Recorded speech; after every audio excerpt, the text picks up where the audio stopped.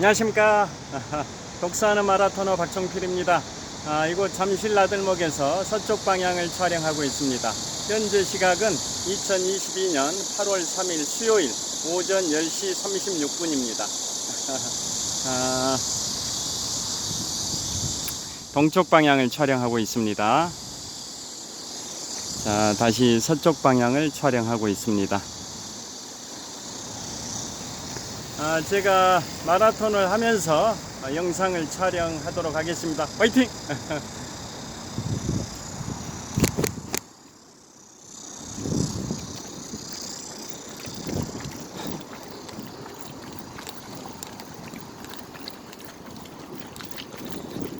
제가 잠실 나들목을 출발해서 서쪽 방향으로 성수대교 또 동호대교 방향으로 달리고 있습니다.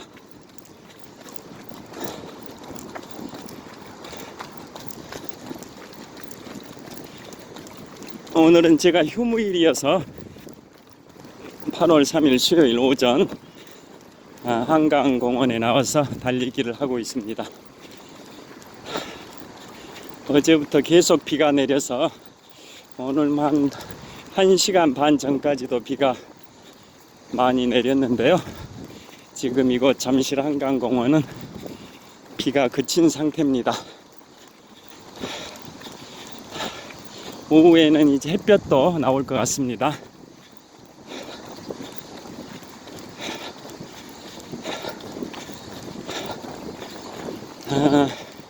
비가 그치고 구름 낀 날씨고요. 햇볕이 구름 속에 가리고 또 바람도 시원하게 한강 바람이 불고 있어서 달리기 하기에 좋습니다. 일주일 전에도 제가 이곳 잠실 한강공원에 나와서 잠실 나들목에서 동호대교까지 왕복 14km를 달렸는데요. 오늘도 그 코스를 달리고 있습니다. 자, 이곳은 잠실 한강공원 자연형 물놀이장 조성 사업이 이루어지고 있는 곳입니다. 잠실 한강공원의 그 야외 수영장을 자연형 물놀이장으로 리모델링 하고 있는 것 같습니다. 내년 5월 말까지입니다.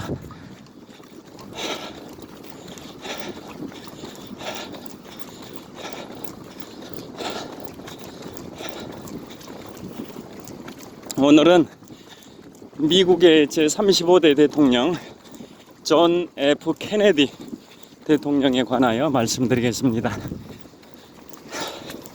풀네임으로는 존 피츠 제너럴드 케네디 대통령인데요. 미국의 역대 대통령 중에 당선된 대통령으로는 최연소 만 43세에 당선이 됐습니다. 1917년생이고 1963년에 돌아가셨으니까 46세 동안 생존하셨는데요. 암살되셨죠. 미국의 역대 대통령 중에 당선된 대통령으로는 최연소 대통령입니다. 그에 반해서 대통령의 사망에 따라서 부통령이 대통령직을 승계한 대통령으로서 최연소는 만 42세에 대통령직을 승계한 1901년에 승계하신 분이죠. 제26대 미국 대통령 시어도어 루즈벨트 대통령인데요. 그분은 대통령 맥킨리 대통령이 암살됨에 따라 1901년에 부통령 지위에서 대통령직을 승계한 대통령이고, 승계한 대통령으로는 최연소 만 42세에 승계를 했습니다. 그에 반해서 당선된 대통령으로 최연소는 만 43세에 당선된 존 F 케네디 제35대 미국 대통령입니다.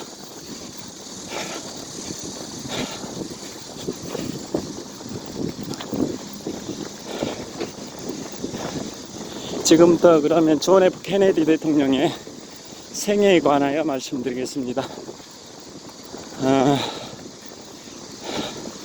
존 F 케네디 대통령의 아버지는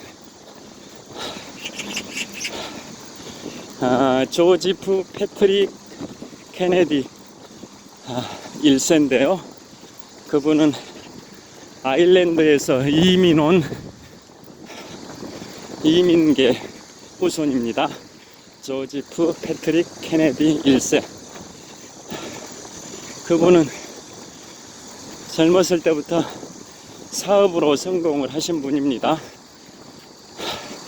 각종 부동산, 금융, 무역, 다양한 사업을 하면서 부를 축적을 했습니다.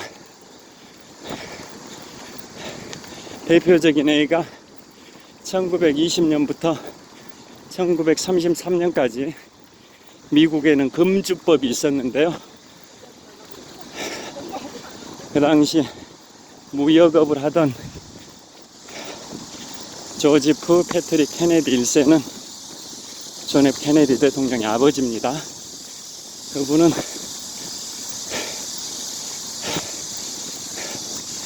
주류를 수입하는 게 금지됐던 그 금주법 시절에 캐나다에서 미국으로 주류를 밀반입했다라는 의혹을 받기도 했습니다. 그런데 명확한 증거는 없습니다. 그래서 그 주류 사업을 하면서 나중에 1933년에 프랭클린 루즈벨트 대통령이 취임하던 연도죠. 1933년에 주류 수입에 관한 독점 수익권을 갖게 돼서 엄청난 부를 축적하고, 그 축적된 부를 기반으로 또 미국의 주요 오피스 건물들을 매입해서 또 막대한 수익을 창출을 합니다. 그래서 많은 재산을 축적을 했는데요.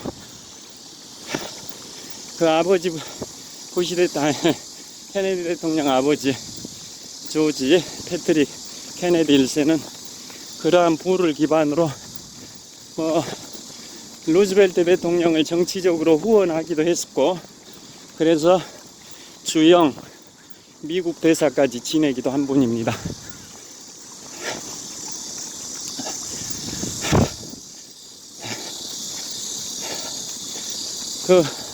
그래서 그러한 상당한 부가 축적이 되어 있다 보니까 자녀들을 대통령으로 만들기로 작심을 하고 제왕 교육을 시켜 왔었습니다.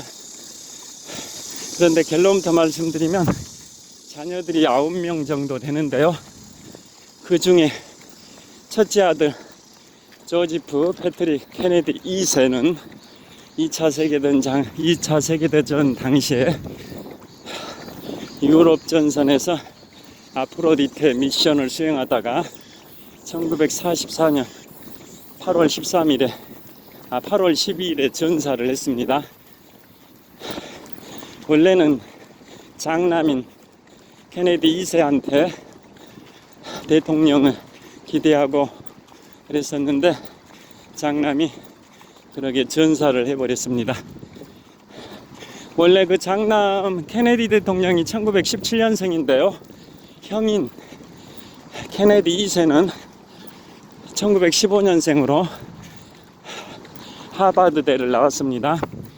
존 F 케네디 대통령 아버지도 하버드대, 또 외할아버지도 하버드대, 조제프 케네디 대통령의 형도 하버드대, 존 F 케네디 자신도 하버드대, 동생 로버트 케네디도 하버드대.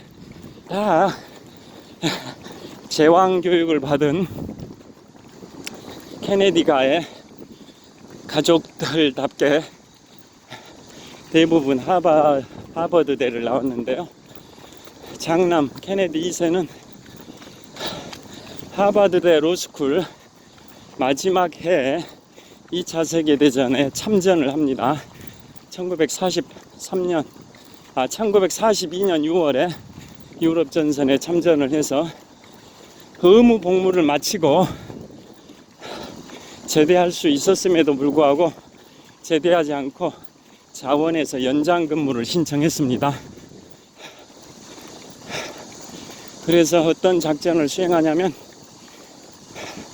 아프로디테 미션이라고, 아프로디테 그리스 신화의 미의 여신이죠. 비너스라고 칭하기도 하는데요. 그 아프로디테 미션이 뭐냐면 독일의 점령하에 있는 프랑스를 탈환하기 위해서 1944년 6월 6일 인류 역사상 최대 규모의 상륙작전인 노르망디 상륙작전에 성공하고, 그로부터 2달 반 정도 지난 8월 25일에 프랑스 파리를 거의 4년 3개월 만에 수복을 하는데요. 원래 프랑스 파리는 2차 세계대전 초기였던 1940년 6월 14일에 프랑스 파리가 독일 히틀러한테 점령이 되고, 그로부터 8일 후인 6월 22일에 프랑스가 독일에 항복을 하는데요. 그로부터 4년 남짓 지난 1944년 6월 6일 노르망디 상륙작전이 성공이 되고, 그로부터 2달 반 후인 1944년 8월 25일에 프랑스 파리가 4년 3개월 만에 수복 탈환이 됩니다. 그 직전에, 프랑스 파리의 수복 직전 13일 전입니다. 8월 12일에 아프로디테 작전이 있었는데요. 그게 뭐냐면 영국에서 프랑스 파리를 향해서 출격하는 폭격기. 그 당시는 아직 파리가 회복되기, 탈환되기 13일 전이니까 계속 영국에서 출격한 폭격기들이 프랑스 파리에 폭격을 하는 상황인데요. 그 폭격기 조종사 중에 한 명이 케네디 2세였습니다. 케네디 대통령의 형이었습니다. 폭약을 9,600kg, 약 10톤 정도 되죠. 폭약을 9,600kg, 약 10톤 정도의 폭약을 폭격기에 싣고 독일 점령하에 있는 프랑스를 향해서 출격합니다. 그러면 폭약이 공중에서 폭발을 하는 겁니다. 단 폭약이 폭발하기 몇 분 전에 조종사는 낙하산을 타고 탈출을 해야 되는데요. 불행하게도 그 폭격기가 예정된 시간보다 먼저 폭약이 터져버려 가지고 영불해협, 즉 도보해협 상공에서 그 케네디 2세, 존 F 케네디 대통령의 형은 전사를 하고 시신도 못 찾았습니다. 여기가 탄천이 범람할 것 같아서 출입 통제 차단기를 설치해 놨습니다. 제가 이거 탄천, 이 다리 탄천이 강남구와 송파구를 가르는 하천인데요. 지금 남쪽 방향을 촬영하고 있습니다. 왼쪽, 즉 동쪽이 송파구고, 저 오른쪽 서쪽이 강남구인데요. 이 탄천이 강남과 송파구를 경계하는 하천입니다. 물이 엄청나게 불어나가지고 지금 차단기가 이렇게 설치가 되어 있습니다. 자, 차단기. 자, 여기서 방향을 틀어서 동쪽 방향으로 달려야 되겠습니다. 아니면 이 코스를 왕복 몇 회 하는 게 좋을 것 같습니다. 달리겠습니다. 자, 계속 달리겠습니다. 자, 전방 1km 지점에 지하철 7호선이 통과하는 청담대교가 보입니다. 야, 물 엄청납니다. 한번 보여드리겠습니다. 어제 오늘 새벽까지, 오늘 오전까지 비가 많이 와서 그런지 물이 이렇게 용솟음 치는 거 한번 보시죠. 저는 한번 찍어 보도록 하겠습니다.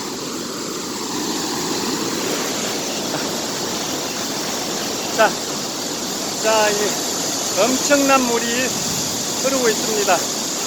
이곳은 탄천의 하류와 한강이 만나는 지점입니다.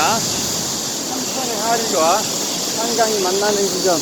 정말 물이 엄청나게 쏟아지고 있습니다. 자, 왼쪽은 탄천이고요. 오른쪽은 한강입니다.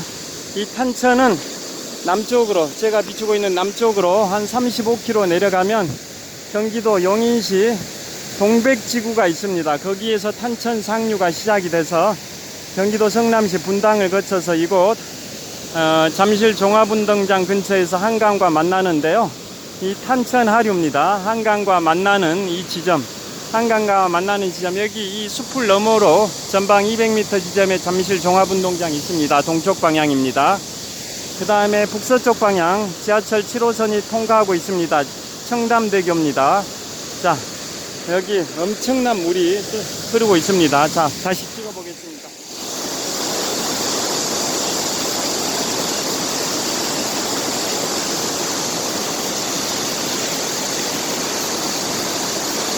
화이팅!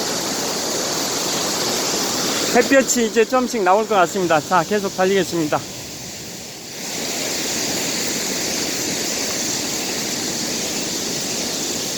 자, 그래서 케네디 대통령의 형은 아프로디테 미션에서 전사를 해버려서 대통령으로 만들려는 아버지의 꿈은 정말 물거품이 되어버렸는데요. 그래서 두 번째 아들인 존 F 케네디한테 이제 기대를 걸었습니다. 존 F 케네디 대통령은 어렸을 때부터 허약한 체질이어서 군대도 면제가 됐었는데요. 아버지의 신조는 뭐냐? 지도자가 되기 위해서, 즉 대통령이 되기 위해서는 참전, 전투에 참여하는 게 필수 조건이다 라고 생각을 했습니다. 그래서 첫째 아들 케네디 2세는 여기서 청담대교 다시 비추고 있습니다. 청담대교입니다. 자, 이제 동쪽 방향입니다. 저기 롯데월드 타워가 나무에 가려 있는데요. 동쪽 방향을 비추고 있습니다. 저를 한번 비춰보겠습니다. 동쪽 방향을 비추고 있습니다. 자, 이번엔 서쪽 방향입니다. 청담대교 방향입니다. 청담대교, 지하철 7호선이 통과하는 청담대교입니다. 자, 계속 달리겠습니다. 자, 전방 동쪽 방향인데요. 전방 한 3km 정도 지점에 잠실대교가 희미하게 보이고 있습니다. 자, 이번에는 남쪽 방향 뚝섬 유원지 방향입니다. 뚝섬 유원지 방향. 저 건국대학교 옆에 초고층 주상복합 아파트들이 위치하고 있습니다. 자, 계속 달리겠습니다. 그래서 아버지의 생각은 지도자, 대통령이 되기 위해서는 전쟁, 전투에 참여하는 건 필수다라고 생각해서 둘째 아들 존 F 케네디가 군대 면제됐음에도 불구하고 영향력을 발휘해서 군대에 입대를 합니다. 첫째 아들 케네디 2세는 2차 세계대전에 유럽 전선에서 아프로디테 작전에 참여했다가 사망을 했는데, 둘째 아들 존 F 케네디는 2차 세계대전에 태평양 전선에 참여를 합니다. 그래서 첫째 아들이 유럽 전선에서 폭격기 조종사였는데, 둘째 아들 존 F 케네디는 태평양 전선에서 해군 장교로 활동을 합니다. 그런데 해군 장교로 활동하다가 일본의 대형 군함과 충돌을 해서 존 F 케네디가 타고 있던 배가 침몰되는 그런 상황에서 동료 군인을 구조를 해내서 영웅이 돼버립니다. 그런데 그때 존 F 케네디가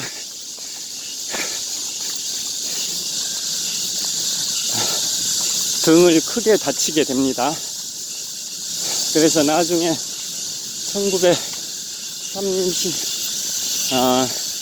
1950년대에는 등을 대수술을 하기도 하고 그랬는데요.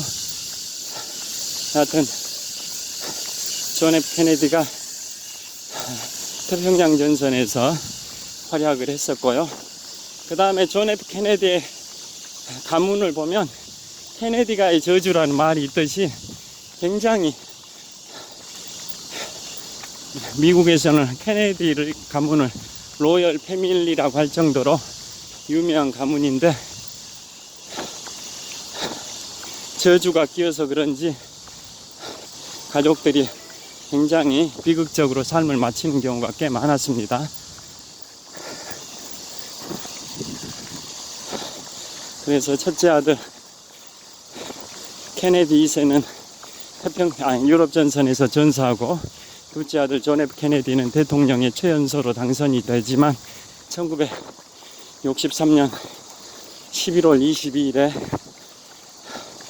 텍사스주 댈러스에서 오스왈드에 의해서 암살이 되고요. 그 다음에 동생 로버트 케네디는 1968년에 로스앤젤레스의 엠베세더 호텔에서 법무장관 시절에 암살이 되고요. 그 다음에 막내 동생 에드워드 케네디는 2009년에 사망을 하는데, 사망하기 40년 전인 1969년에는 여비서와 자동차를 타고 드라이브를 하다가 교통사고가 나서 여비서가 사망하는 그러한 스캔들에 연루돼서 정치적 꿈을 펼치지 못하고 그냥 연방 상원 의원으로 생활하다가 2009년에 사망을 하고요. 그 다음에 존 F 케네디의 아들 케네디 주니어죠. 아들도 1999년에 40살의 나이로 존 F 케네디가 암살되기 4년 전인 1959년에 낳은 아들인데요. 40살인 1999년에 경비행기 추락사고로 또 사망을 하게 됩니다. 비운의 연속인데요. 또 여동생들 중에는 한 사람은 정신장애가 있어서 평생을 수용시설에서 생활을 하고요. 또 다른 여동생은 프랑스에서 비행기가 추락해서 사망을 하고, 또 다른 여동생은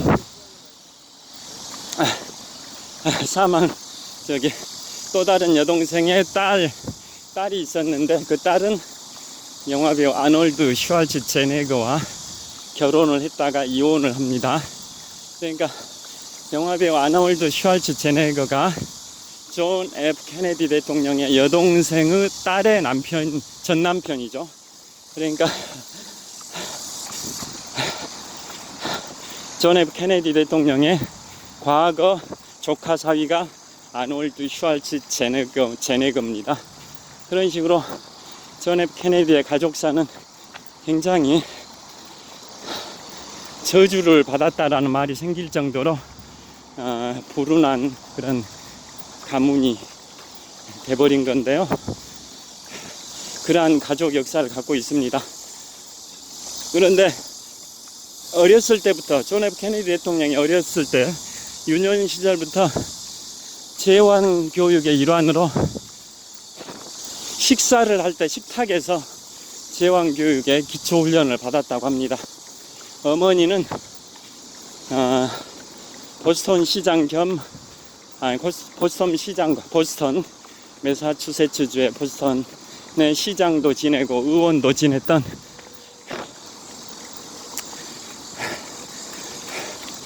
그 사람의 딸로 태어난 거죠. 그래서 존 F 케네디의 어머니도 굉장히 유보강 가정에서 태어났는데요. 자녀들을 대통령으로 만들기 위한 교육의 일환으로 민주주의의 기초훈련을 식탁에서부터 시작을 했답니다. 그러니까 뉴욕 타임즈 등 주요 일간지 잡지 등을 자녀들한테 읽게 하고 그걸 주제로 토론을 하게 했답니다. 그 과정에서 상대방의 의견을 경청하고 또 자신의 의견을 피력하는 민주주의의 기초훈련을 시켰고요. 또 존 F 케네디 아버지 조지 F 패트릭 케네디 1세가 사업으로 성공한 분이다 보니까 사회 저명 인사들을 많이 만나서 활약했던 그러한 이야기들을 자녀들한테 자주 전해주면서 상류층 사회에 관한 이야기도 많이 해주면서 상류 사회의 최고 지위인 대통령에 대한 꿈을 갖게 만드는 교육을 어렸을 때부터 시켰다고 합니다. 자, 그래서 존 F 케네디 대통령은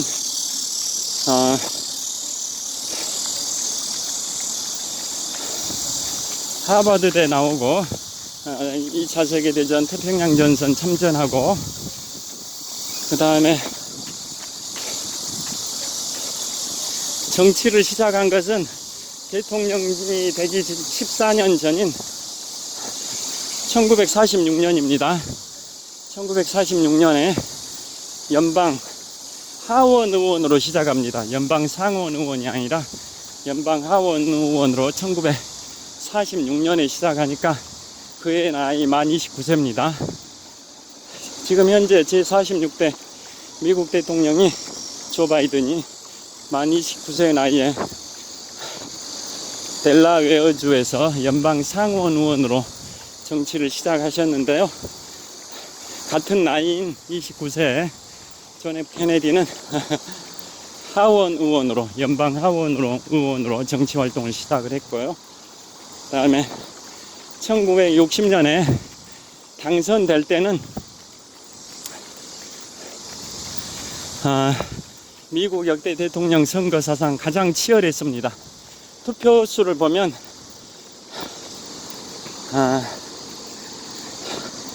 민주당의 존 F 케네디가 득표수가 3,422만 표, 상대당인 공화당의 리처드 닉슨이 3,410만 표, 약 11만 3천 표가 표차입니다. 11만 3천 표라는 전체 투표자 수의 0.2% 차이입니다. 0.2%. 11만 2천 표. 그런데 이제 미국은 대통령 선거 방식이 선거인단에 의한 간접 선거 방식이고 승자 독식 제도가 적용이 되다 보니까 선거인단 득표에서는 케네디가 303명, 리처드 닉슨이 219명입니다. 대략 3대2의 비율로 케네디가 승리를 했습니다. 그 과정에서 하와이 선거인단 투표에서는 처음에는 닉슨이 이겼는데 재검표하는 과정에서 케네디가 이기는 걸로 바뀌어버렸고 닉슨이 2차 재검표를 포기를 합니다. 그래서 결국은 대통령 선거에 승복을 했는데요. 그 상황은 그로부터 40년이 지난 2000년에 민주당의 빌 클린턴 정부 밑에서 부통령을 했던 엘 고어와 공화당의 아들 부시가 격돌했을 때 그때도 치열한 개표 과정이 있었죠. 그래서 결과는 민주당의 엘 고어, 나중에 노벨 평화상까지 받는데요. 엘 고어 전 부통령이 전체 득표수에서는 앞섰는데 선거인단 수에서는 패배해가지고 아깝게 됐는데요. 그때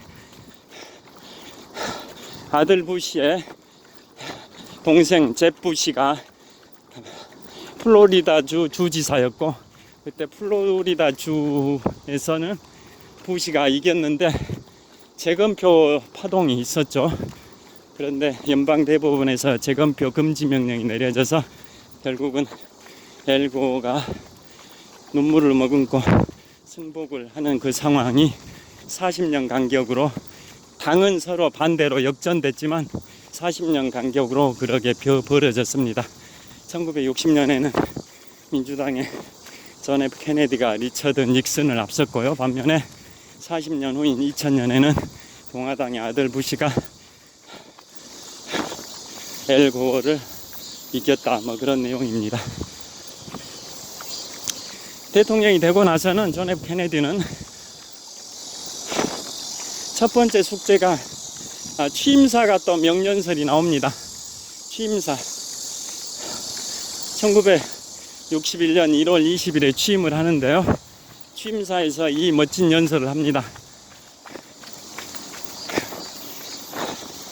미국 국민 여러분, 조국이 여러분들을 위해서 무엇을 할 것인지를 묻지 말고 여러분이 조국을 위해서 무엇을 할 것인지를 자기 스스로에게 물어보십시오. 세계 시민 여러분, 미국이 세계 각 국가를 위해서 무엇을 베풀 것인지를 묻기보다는 우리 모두가 함께 손잡고 인류의 자유를 위해서 무엇을 할 것인지를 물어봅시다.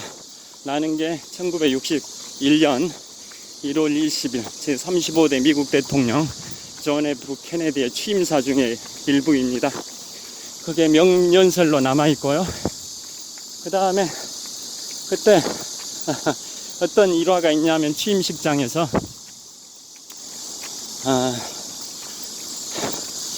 자, 출발했던 잠실 나들목이 도착했는데요. 제 자전거가 저기 세워져 있고요. 노란색. 계속 동쪽으로 좀 더 가보겠습니다. 잠실대교 쪽으로. 취임식장에서 시인, 유명한 시인이죠. 로버트 프로스트가 취임 축하 시를 이제 암송을 하게 됐는데요.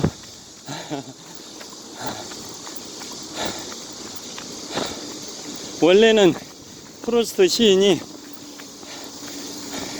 케네디 대통령의 취임을 축하하기 위해서 헌사하는 그 시를 취임식 얼마 전에 완성을 했는데, 그날 어떤 일이 있었냐.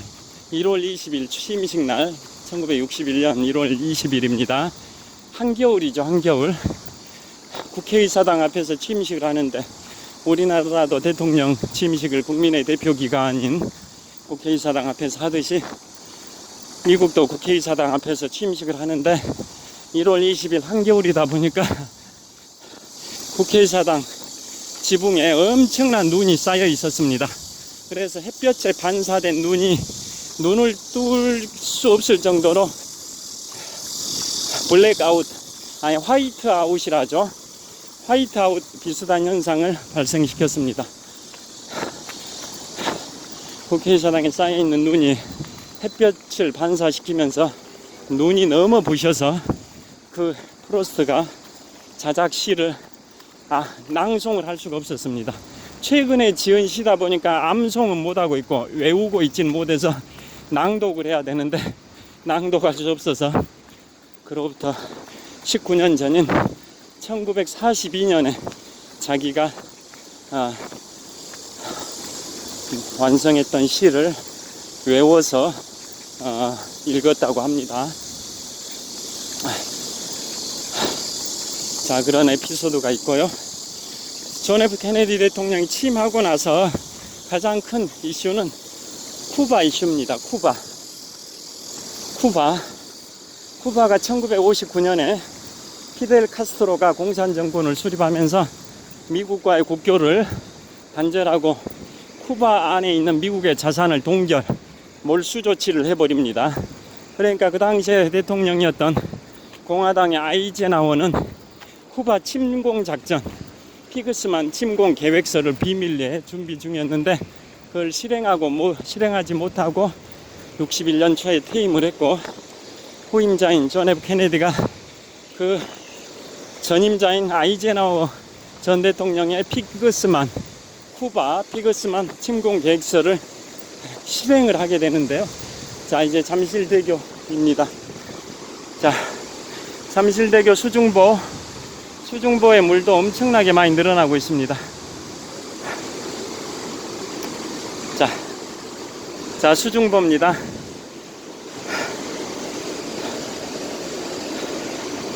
자, 어제 오늘 오전까지 비가 많이 내려서 수중보의 물이 엄청나게 수위가 상승을 했습니다.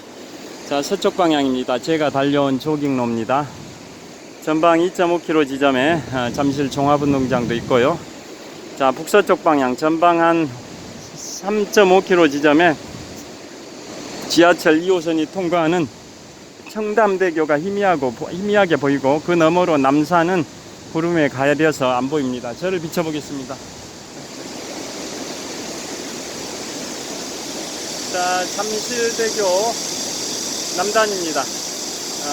서쪽 방향을 촬영을 하고 있습니다. 자, 이번에는 북쪽 방향입니다. 잠실대교 남단에서 북쪽 방향을 촬영을 하고 있습니다.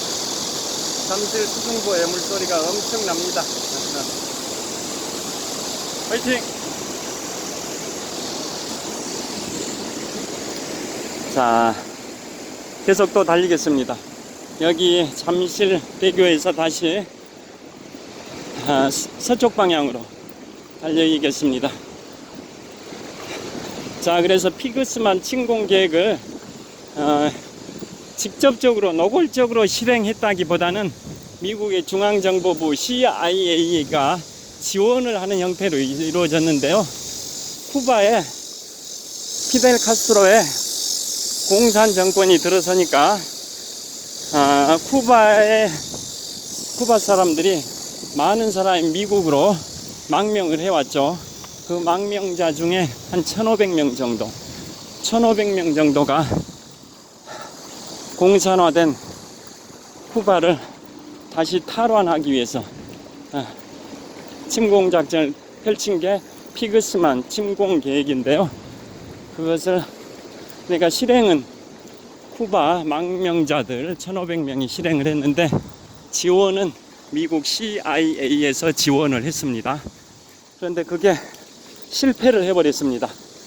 1961년 4월 22일부터 5월 2일까지인가 한 12일 동안 펼쳐지는 피그스만 침공 작전이 실패로 끝나버려 가지고 미국이